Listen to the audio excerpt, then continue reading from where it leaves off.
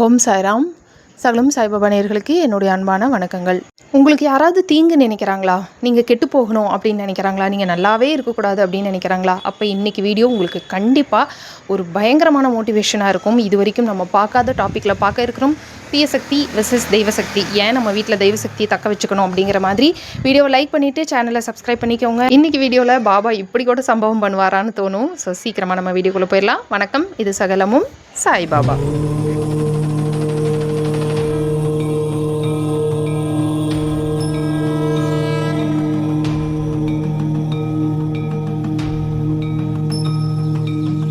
Okay, ஒரு subscriber எனக்கு ஒரு வாய்ஸ் நோட் அனுப்புனாங்க.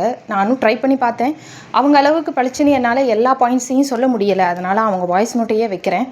என்ன விஷயம் அப்படின்னு பார்த்தீங்கன்னா, நம்ம ஃபேமிலியில் நமக்கு நல்லது செய்கிறவங்க இருக்காங்களோ இல்லையோ, எதிரிகள் நம்மளை சுற்றி கண்டிப்பாக நிறையா இருப்பாங்க. அதில் சொந்தக்காரங்க அப்படின்னா கண்டிப்பாக எதிரியாக தான் செயல்படுவாங்க. அந்த மாதிரி நம்ம சப்ஸ்கிரைபர் ஒருத்தவங்க அவங்களுடைய வாழ்க்கையில் நடந்த ஒரு ஸ்டன்னிங் மிராக்கிளுங்க. ஸ்டன்னிங், அதாவது ட்ரீம் இஸ் லாங்குவேஜ்னு நான் சொல்லியிருக்கேன். But dream sometimes becomes an alarm. அது வந்து ஒரு அலாரமாக வேலை செய்யும். நம்ம வாழ்க்கையில் ஆபத்து வரப்போகுது அப்படின்னா அந்த நேரத்தில் அது அலாரமாக வேலை செய்யும். அதே போல் உங்கள் வீட்டில் ஒரு தெய்வீக சக்தி இருக்குது அப்படின்னு வச்சுக்கோங்களேன்.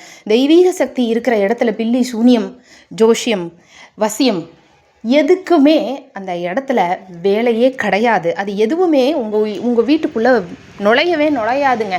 அப்படி ஒரு விஷயத்த சொல்கிற ஒரு அற்புதம் தான் இன்றைக்கி வீடியோவில் நீங்கள் பார்க்க போகிறீங்க. சரி, ஒரு லென்த்தியான வாய்ஸ் நோட்டு, வீடியோ ஃபுல்லாக அவங்க குரல் தான் வரும், பொறுமையாக கேளுங்க. ஹாய் சிஸ்டர், பாப்பாவுக்கும் நிறைய கனவுகள்லாம் வரும் சிஸ்டர். பாபா வந்து வார்ன் பண்ணியிருக்காரு. எனக்கு வந்து முருகனும் வந்து ஒரு சில பேரை பற்றி சேராத பழகாதன்லாம் வார்ன் பண்ணியிருக்காரு. ஃபார் எக்ஸாம்பிள் வந்து இப்போ எனக்கு எங்கள் நாத்தனா வந்து எனக்கு சுத்தம் ஆகாது.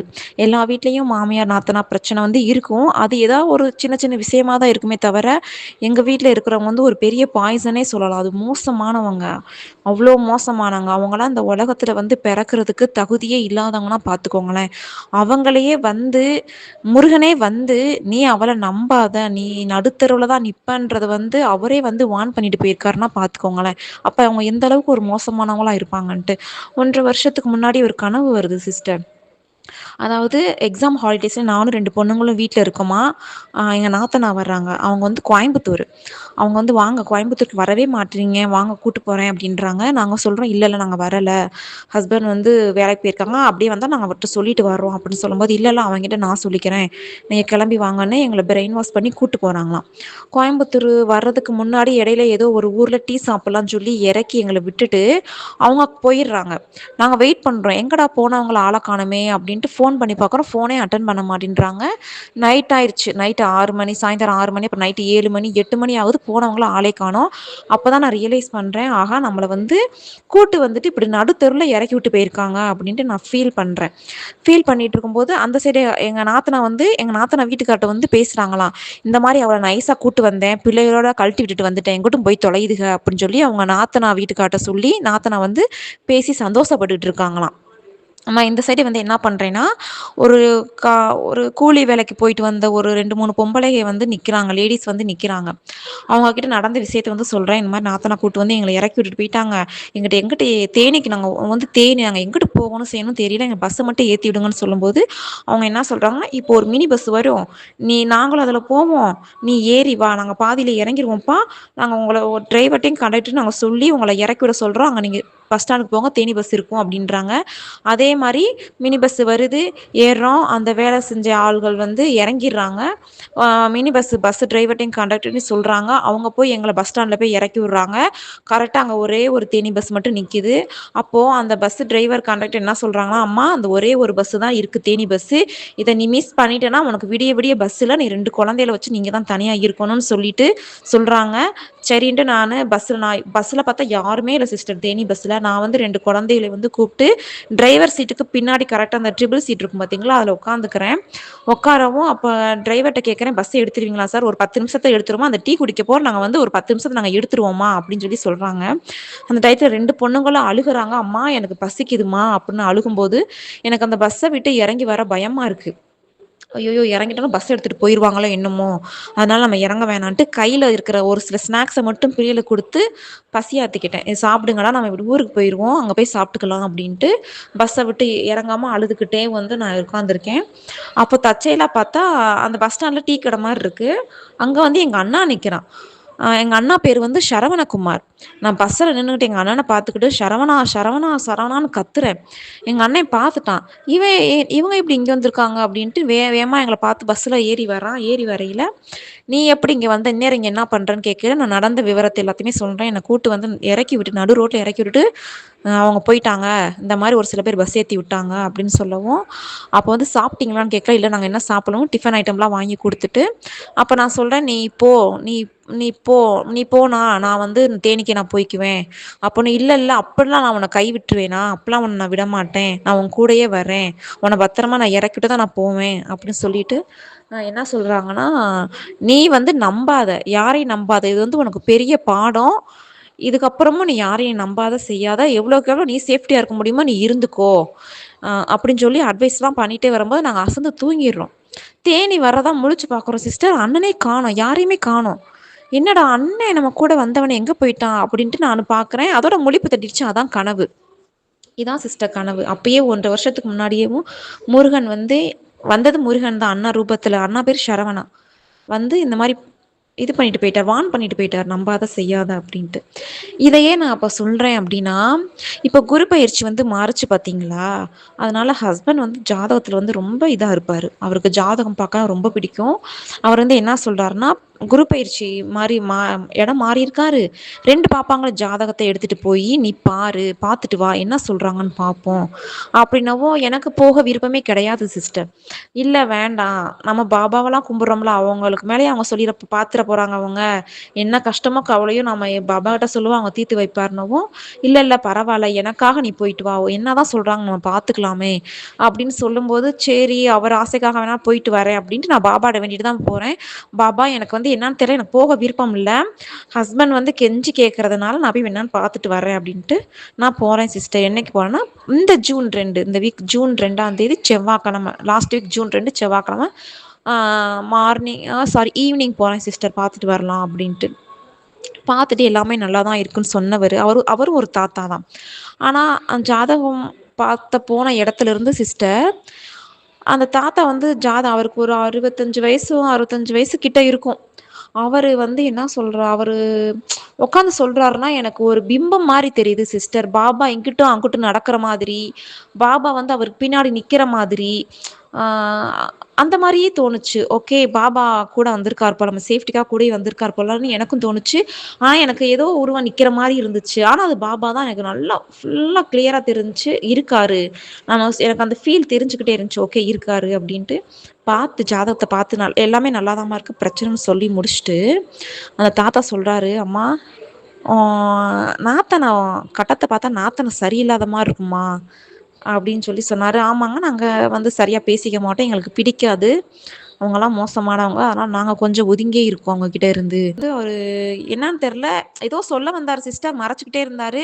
நீங்கள் எதுனாலும் நீங்கள் மனசார நீங்கள் சொல்லுங்கள், நான் ஏற்றுக்கிறேன் அப்படின்னு சொல்லும்போது அவர் சொன்னார், பாப்பாவுக்கு இப்போ 12 வயசு ஸ்டார்ட் ஆகிருக்குமா, ஒரு 8-9 வருஷம் கழித்து அவங்க வருவாங்க, அதாவது பொண்ணு கேட்டு வருவாங்க உன் பொண்ணை, ஆனால் நீ கொடுத்துறாத, நீ கொடுத்த அப்படின்னா உன் பொண்ணுக்கிட்ட உன் பொண்ணோட வாழ்க்கையே மாறி போகும், சித்திரவதை ஆரம்பிச்சிரும், ரொம்ப கஷ்டப்படுவா.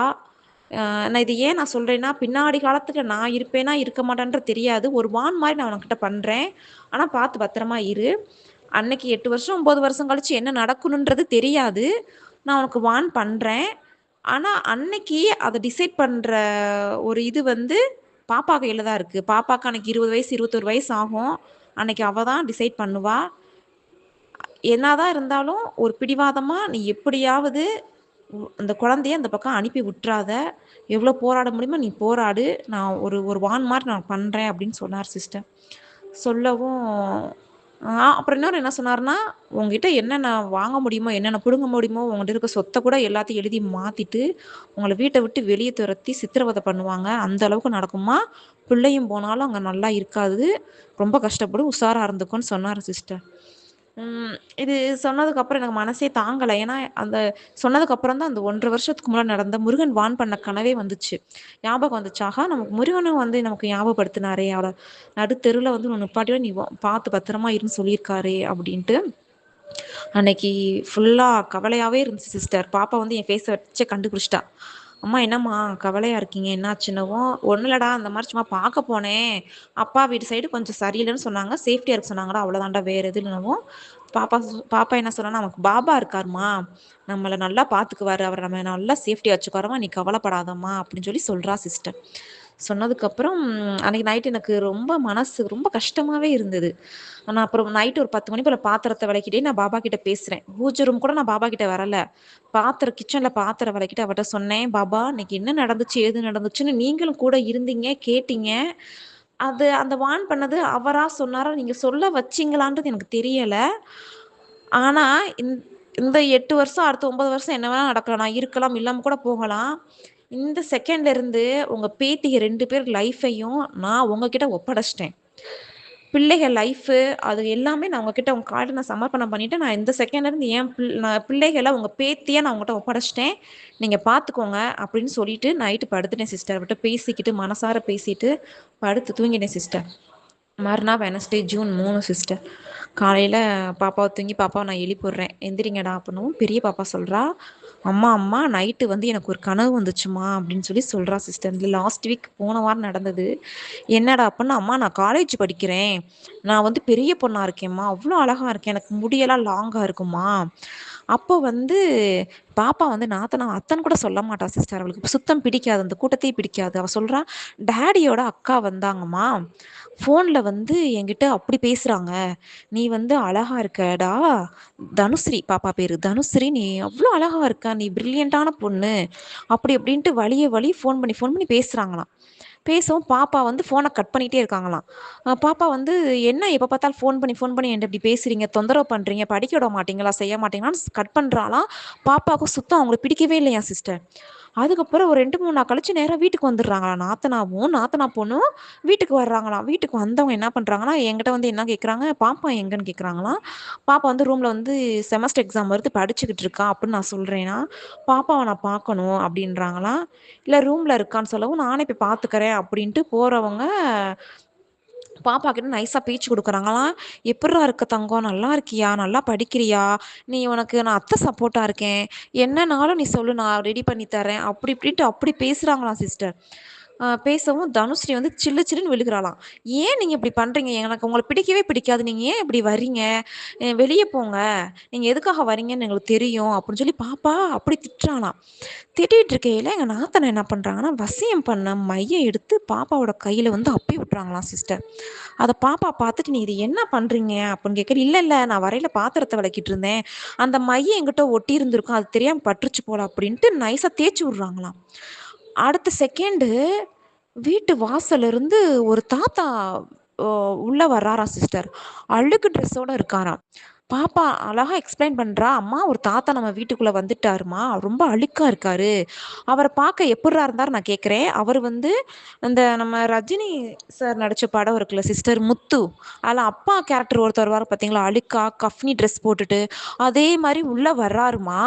உள்ள வந்து நம்ம கையில ஒரு குச்சி வச்சிருக்காரு, உள்ள வந்துட்டு நேரா நம்ம 2 பேர்ட்ட வந்து நிக்கிறாரம்மா. நின்னவரு 2 பேர்த்தையும் எங்க நாத்தனா பொண்ணாவே முறைச்சு பார்க்குறாராம் சிஸ்டர். பார்த்துட்டு கிறுகிறுன்னு குச்சியை சுத்துறாராம். அவர் அப்படியே பாபாவா மாறிட்டாராம். பாபாவா மாறி அவங்க 2 பேர்த்தையும் விரட்டுறாராம். எங்க வந்து யார வந்து பிடிக்க வந்திருக்க, நான் இருக்கிற வரைக்கும் எதுவும் என் பிள்ளைல எதுவும் பண்ண முடியாது, போ வெளியே போட்டு குச்சியை வச்சு விரட்டுறாராம் சிஸ்டர் நம்ம பாபா. இவங்க 2 பேரும் தெரிச்சுக்கிட்டு ஓடிடுறாங்களாம், வீட்டை விட்டு வெளியே அனுப்பி விட்டாராம் சிஸ்டர். இந்த மாதிரி பாபா கனவு வந்துச்சுமான்ட்டு சொன்னா சிஸ்டர். அப்போதான் திருப்தியா இருந்துச்சு. நைட்டு நான் யோசிச்சுட்டு படுத்திருந்தேன், பாப்பா கிட்ட எதுவுமே எக்ஸ்பிளைன் பண்ணல. நேற்று இந்த மாதிரி சொன்னாங்களடா, அதுக்காக பாபா வந்து நமக்கு வந்து நான் இருக்கேன் நீ கவலைப்படாதுன்னு சப்போர்ட் பண்ணுறாரா, நம்ம கூடயே இருப்பாருன்னு சொல்லவும் முடிஞ்சிருச்சு சிஸ்டர். அப்போ ஹஸ்பண்ட் வந்து வாக்கிங் போயிட்டு அந்த டைமில் உள்ளே வராங்க.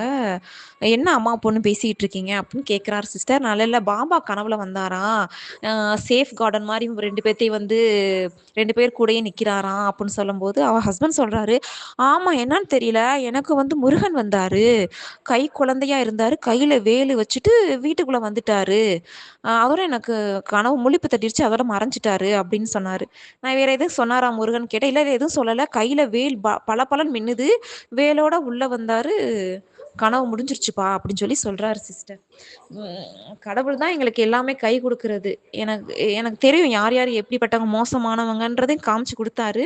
இதுக்கப்புறம் ஃபுல்லாக நான் பாபா மட்டும் தான் நான் நம்புகிறேன். கண்டிப்பாக அவர் எங்களோட குழந்தையோட லைஃப்பை வந்து காப்பாற்றுவார்னு அவரை நான் கண்டிப்பாக நான் நம்புகிறேன் sister. So dream is a language, dream is a warning. இதை நான் சொல்லியே ஆகணும். குழந்தைக்கு கனவு கொடுத்தாதான் அந்த குழந்தை காலத்துக்கும் அதை மறக்காமல் மனசில் வச்சுருக்கும், எங்கேயும் ஏமாறாது. அதனால தான் குழந்தைக்கு கனவு கொடுத்துருக்காரு. இதுக்கு தான் கடவுளுடைய ஆசீர்வாதம் நமக்கு பரிபூர்ணமாக இருக்கணும் அப்படின்னு நான் சொல்கிறேன். பாபா இஸ் அ பியூர் ப்ரொடெக்டருங்க, பியூர் ப்ரொடெக்டர்.